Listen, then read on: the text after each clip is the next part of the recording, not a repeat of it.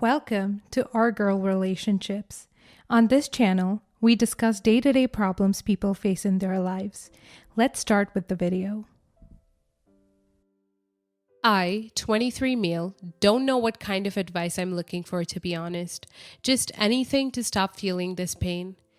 My dad was barely in my life as a kid. He was the one promising he was going to come to my birthday or games, and then he wouldn't show up for whatever bullcrap reason he'd make up.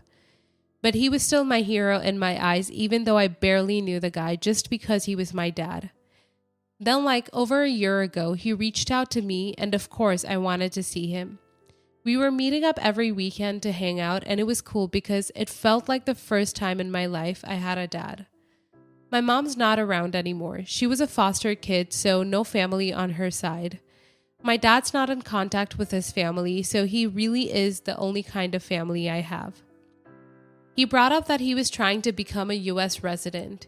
He wasn't born here, but I was, and just asked me if I could sponsor him, and I wouldn't have to do anything like support him according to his lawyer. We just basically had to prove that obviously we were father and son. I agreed like a dummy, cause why wouldn't I? My dad was talking about how he can't wait to visit his home country and promised we were gonna go together once he's a resident. It took a while, but it happened. We did the whole interview and my dad got it. Almost 3 months gone by. He hasn't reached out or anything. Before, he was texting me almost every day. He only answered a few times when I called asking if he wanted to do something soon. And it feels like back when I was a little kid with him saying he's got to do this, this, and that. Like a switch went off. Suddenly, he doesn't have time to see me. He leaves me to read when I'm just asking how he's doing. What hurt the most though was supposedly he had to meet clients for work all week, but on his Instagram he posted a pic in his home country without me. When he said we were gonna make the first trip together, I'm feeling really used to it. I don't like to cry, but I did when I saw that. It feels that now he got what he wanted, he just dropped me. And I don't know what to do with these feelings. He wasn't around, but I've still never been hurt this bad by him. Now, I don't have anyone, and the only thing I keep thinking is my dad doesn't want me. He got to know me when we hung out, but he still doesn't want me. I never asked him for money or anything. All I feel now is hurt and lost, and I don't know how to stop having these negative feelings. Do I try reaching out to him? This is a shame. However, there's no negatives to you for helping him become a resident. My dad's a piece of crap who abandoned me a few times. Lol. Still hurts. You just have to ignore it. Use it as a lesson. Learn from his mistakes and become a bigger man. Let go of the hate and pain. Never help him again. Don't contact him again. Block him. Delete his number. Embrace each challenge in your life as an opportunity for self-transformation. Bernie Siegel. It's bad, but give yourself time. You will get through this problem. Try to stay away from negative thoughts and try to spend time with people who love and value you. I don't have anyone anymore. My mom died almost 2 years ago and I don't have any other family. He was the only family I have left. I'm sorry that you got hurt like that. It's very valid to be sad, hurt, and to wonder if your parents don't want you, why would strangers? But you know what? People, when they show their colors, believe them. It will hurt you now and for a time, but after some time, you will realize that you're a great person that helped somebody that didn't even deserve it, and that your time is not worth spending it on people that don't care about you. Focus your energy on those that do and forget those that don't. Create new bonds and cut those that aren't worth keeping. Find a good therapist to find a good coping mechanism if you feel that you can't on your own. Sort through your feelings. I won't even try to reach out. You won't get closure. You might only be given some lame excuses or be lied to. Everyone can spend 2 minutes of their day writing to somebody if they want to. Friends are often closer and better than family because they don't count on being forgiven unconditionally most of the time, unlike family. The saying that family is supposed to stick forever is a good one, but bad families should be cut off. This is good advice. What his dad did was betrayal, and not to create false hierarchies, but betrayal from parents is at minimum very different from betrayal from a significant other or friends. It's understandable why someone may keep pushing to fix that relationship, even if they wouldn't for literally anyone else. But knowing someone will always come back means that they know what they can get away with, basically anything. His dad was like this for his childhood, only changed when he needed something original poster could provide, then went back to exactly how he was, without even following through on promises. He didn't even care enough to hide it. That's extremely messed up. Original poster. If you feel like you owe it to your dad to keep trying, don't. You already gave him a massive gift. I know you said he's all you have, but here's the thing. Do you have a job, your own place, hobbies? He might be the only person you have, but he's not actually providing anything someone typically would to be considered as someone you have. Not even a little or infrequent emotional support or checking in of his own accord. I worry that your focus on him may be blinding you to other opportunities in your life. I cannot imagine the pain of needing to build up from nothing.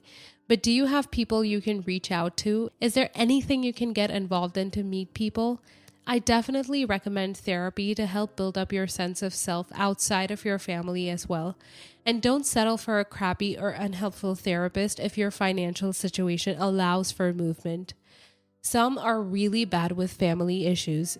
Side note, I don't know where you're located, but if you're in a city with a large population of immigrants from your culture, you may be able to find a therapist or even therapy group specifically for people from that culture and stand a better chance of running across other people who have been used or betrayed in comparable ways.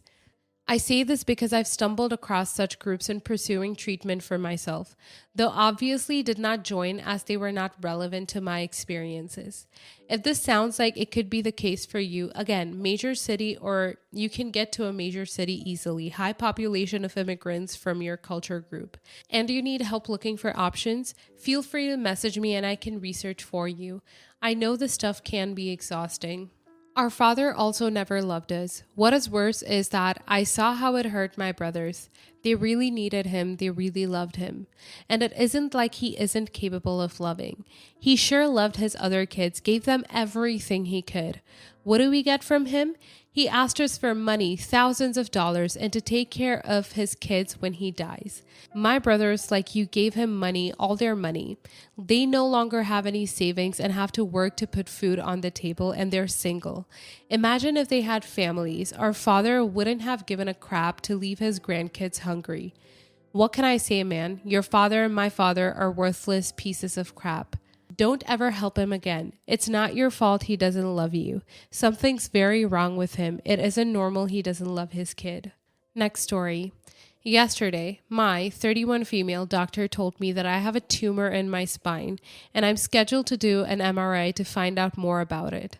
I've been very scared and anxious. My husband, 29 male, has been very supportive over text messages while he's at work. He went to DJ at a Halloween party after work, which was planned a month ago, and I was going to go too. He finished DJing at 10 p.m. but went home at 3:30 a.m. and woke me up by turning on the light.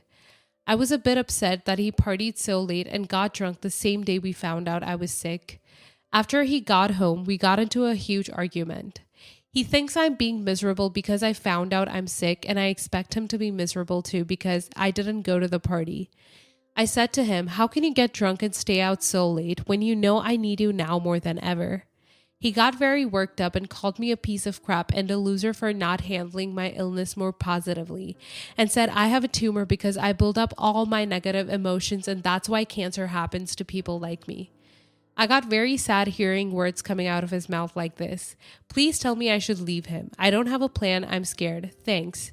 Edit. Thanks for everyone's comments, and I read all of them.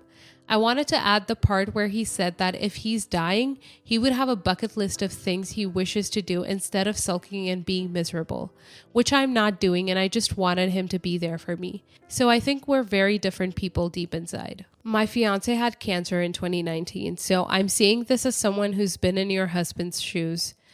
I know you haven't been diagnosed with anything yet. I just mean I've also experienced waiting for scary and potentially life-changing test results, etc.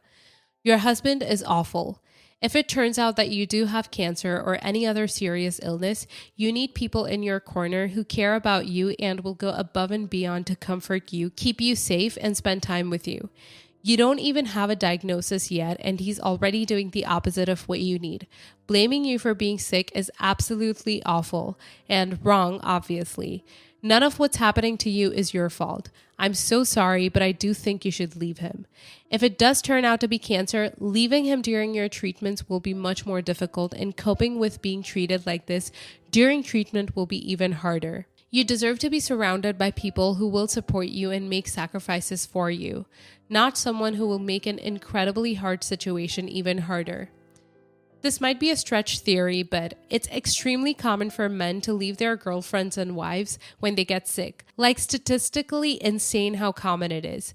It's also very common for men to act mean so they get broken up with instead of breaking up with women so their families and friends don't give them a hard time and save face. So I'm sorry, but I think he's created this argument on purpose because he wants you to break up with him so people don't yell at him for breaking up with you in your time of need. He can just easily go, well, she dumped me, I can't do anything about it. Then try to deflect the consequences of his family and friends telling him he's selfish and horrible for leaving you for getting sick. I hope I'm wrong though, but be safe. His arguments will only escalate if this would be the case. Second, I have no idea why people in this thread are saying you could excuse him going to the party after his wife discovers she has a potentially life-threatening tumor. It was an incredibly crappy decision to make, which did not take your feelings or health into account. A caring, empathetic, mature partner shouldn't need to be told not to go to a party after their spouse finds a tumor. If you're upset about him going to the party, be upset. You're totally allowed to be upset at him. Don't excuse this behavior because it's a sign of an uncaring partner. Of course, this goes without saying, but your husband's comment was vile. Coupled with his actions, it really shows that he doesn't care about you in the slightest.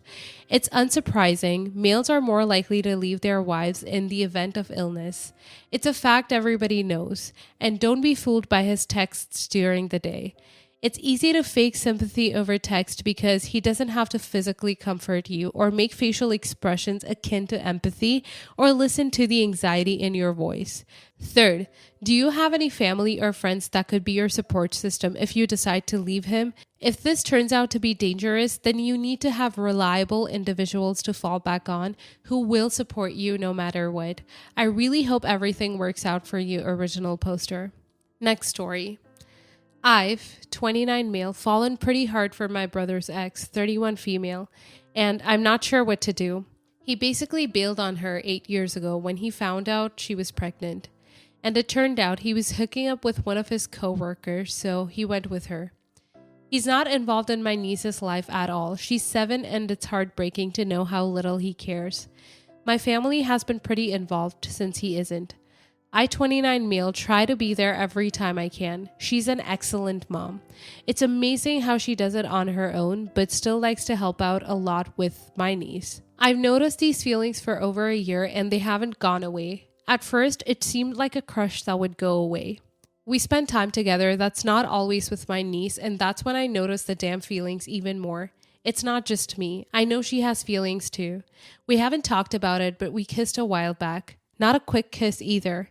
It lasted for a few minutes until we stopped, then never addressed it. Yeah, my brother's a huge piece of crap for hurting them. Not like he deserves any sort of decency, but I don't know, I'm still confused. This is the only thing holding me back from telling her I want to try this out. What does everyone else think? Okay, I was ready to go scorched earth on you, but after reading the circumstances, if you and your niece's mom have a sincere connection, and by that I mean you can see a future with her because your niece doesn't need to lose another important man. You need to have a serious conversation with her, and if you're both on the same page, you need to try dating. Go out for meals, movies, get a weekend away. But seriously, this relationship is so important, you cannot blow hot and cold. If you don't have intentions to move this forward, and I mean, can you see a life with her, you need to leave it alone. Wow, Did not expect such a moving post. It's been 8 years. Your brother is not involved. You're more of a constant in your niece's life. The most important thing here is to protect your niece. You're so important to her. So the relationship will have to be sensitive to her so that you don't end up costing her a critical adult. Take it slow, deliberate. You don't talk much about your relationship with your brother, so I'm not sure if you need to give him a heads up. How much is he aware of your relationship with your niece? Are you twins or just really close in age? It doesn't matter for my advice. I'm just asking because either way, your brother is a piece of crap. And as long as you're fine with not having a relationship with him ever again, which I just saw that you don't, then go for it. But be prepared for him to try and step up and be a better father and try to love bomb her into not dating you. It may be tough explaining the situation to her daughter, but that's something you two can discuss together. We're 2 years apart. He's older. Only once he tried to get back together with her, but she refused. She only wanted him involved with my niece as a father. From there, he's had zero contact. That was about 5 years ago. I understand the trepidation, but you've pretty aptly described your brother as a piece of crap. If you two think you'd be happy together and you enjoy taking care of the kid, why let a little judgment get in the way? Who cares what he'll think? He's not involved in their life as it is. Now, if your parents were judgmental of it, that would be a bit more difficult, but it's not really any of their business either. They raised one crappy son and one seemingly normal son. It'd be pretty crappy of them to judge you. Follow your gut on this one. Update. I've, 29 male, fallen pretty hard for my brother's ex, 31 female, and I'm not sure what to do. The support and encouragement I got from my last post was really helpful. After some time to really think about it, I decided to have a talk with Julie, bro's ex. The one thing I wanted to clear with her was that no matter what happens, we can't let it affect my relationship with my niece. She's the one who's more important here. Julie cried a little when we talked. She's been having these feelings for me about 2 years now, but she's always scared that something would happen, then I'd leave them. And then we kissed, and I didn't say anything. She took it as I didn't feel the same way, so that hurt her. It broke my heart a little for not speaking up and addressing what happened, so that she wouldn't feel this rejection. I told her I loved her. Completely unexpected, yeah. Definitely too soon, but it came out of me. But whatever, can't put the genie back in the bottle. She told me she loved me too, though, and we want to try to make this work. We got to kiss again, and this time it felt better than the first. It's only been a couple of weeks. We've been on about 6 dates so far, counting lunch dates too, lol. And one outing with my niece at the park to have a picnic. Julie's amazing. It's still kind of weird, but we're easing into it. We're not going to tell anyone yet. We want to give each other at least 6 months before deciding to tell my niece about us and everyone else. Not in contact with my brother, but he's not on my mind anymore. I'm just so happy, you guys. I love them both. Always going to be thinking about my niece. Make sure that she's the one we think about first, the way it's always been. Thank you for updating us. I remember your original post well. It was one of the most touching posts I've seen on this sub. I'm so glad you decided to go for it. I'm sure the 3 of you will make a lovely family. Now, think you can get your bro to surrender his parental rights so you can adopt? Congratulations, man, and great job stepping up after your deadbeat brother ran away. You are your little girl's father no matter what your family says. And enjoy your family and continue to give them all the love they deserve. You're very lucky. Enjoy. You're doing the right thing by waiting 6 months to tell your niece. I'm very happy for you, and don't worry about your crappy brother. He obviously didn't deserve her, and you do. I really hope everything works out.